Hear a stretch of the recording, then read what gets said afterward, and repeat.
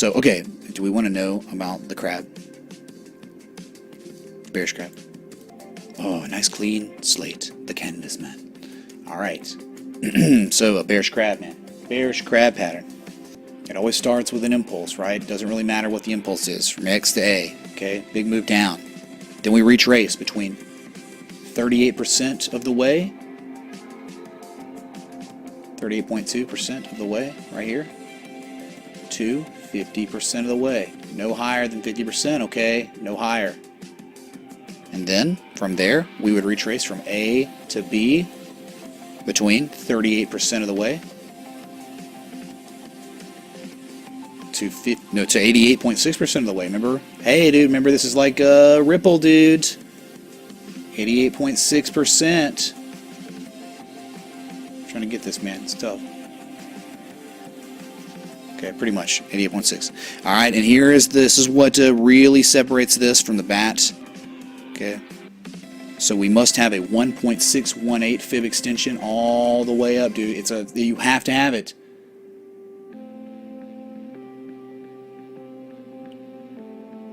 I'm trying, man. I'm trying to get this. It's not.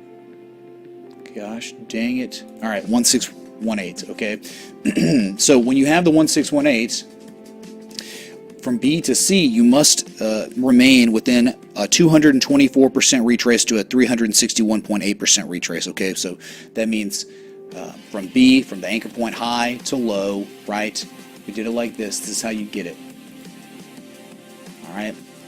So look, a 261.8% retrace, a 361.8% retrace. I don't know why this is off like that. I wouldn't worry too much. Okay, it's showing that it's up there. 3618 here for some reason. It's right there. All right, so it's a little off, whatever, but so is this down here. So between a 3618 and a 1618, you're looking for that confluence. All right, that's a confluence zone right there. That is what we call the pattern completion zone, the PCZ. All right, so that is the education of the bearish crab. All right, so the confluence up here. So one would take that low risk, high reward shorting opportunity at that area. Okay, and really this depends on looking left. There's all kinds of things. Don't worry about this, but like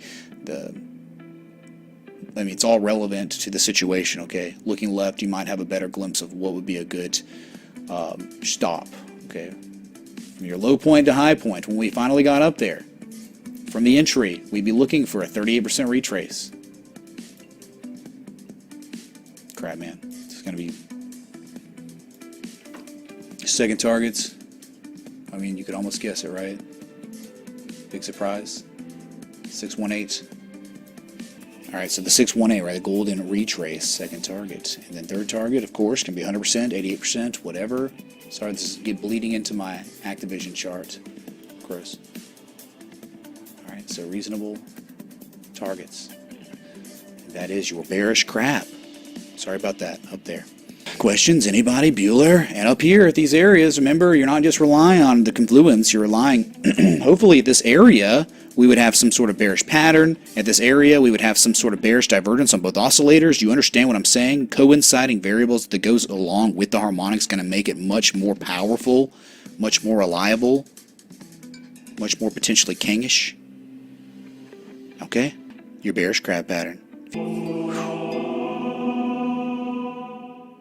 Crab troll tip $25. Let me ask it if if you identify a bearish crab at point C, aren't you better off going long and riding it to D than trying to catch a short at D? Not necessarily, because when you hit that C, right, and you don't really know where the swing high is, it's all about the wave analysis, XA, BC, and then C to D should be the longest one, but a lot of times it craps out, and the whole thing is, what could have happened, right? What could have been going on is you could have had, just like we thought, you start out, and it could be always the bearish bat pattern, right? So there's always this chance that you can crap out here, and this is another potential harmonic, which we had plotted, and it failed because we hit this area, and this was the third profit-taking level of a bullish cipher pattern we had before it, which is beautiful, but like one could have taken a short there, but the trend was not our friend because the bulls have control of this market currently. They really do.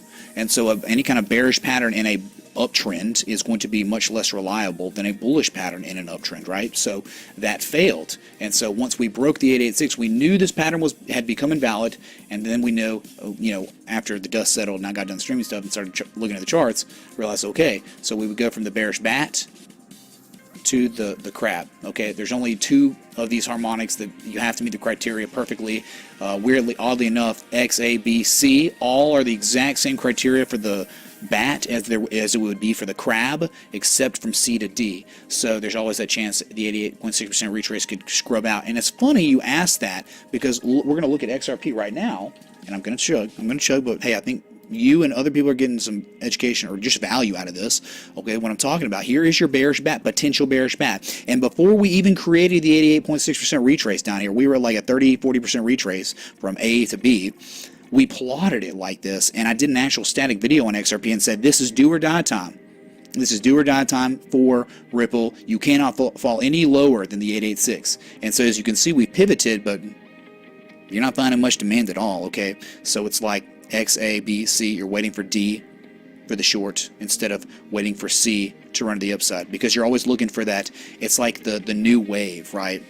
We don't really know yet for sure if this is going to make it to the 886 or the 1618. We probably not, right? Something miraculous would have to happen on XRP. This thing, dude, drink troll, crab troll, this thing.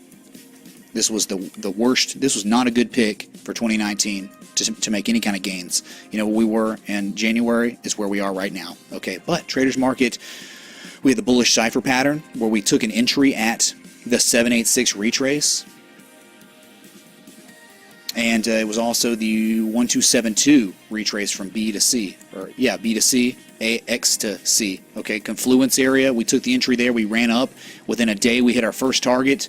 Almost hit the second one, but got stopped at the 50% retrace, the downswing resistance, and then we sold off again, and that's when we started hypothesizing, hey, maybe we will create ourselves a bearish bat, or potentially bearish crab, but, you go with the bat first, okay, obviously. So, long way to go if it's to play out. We could double bottom and run again and it'll still be valid, but you cannot go lower than this, all right?